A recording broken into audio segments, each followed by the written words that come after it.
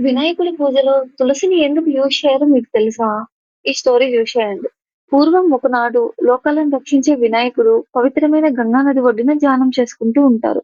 అదే సమయంలో తులసి అనే యువతి తన వివాహం కోసం ఒక మంచి వరుడిని వెతుక్కుంటూ అక్కడికి వచ్చింది.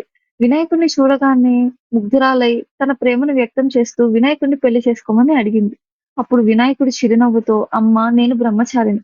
వివాహం చేసుకోవడం నా ధర్మం కాదు. నా జీవితం నా తల్లిదండ్రులకు, లోకానికి అంకితం" అనేసి చెప్పారంట.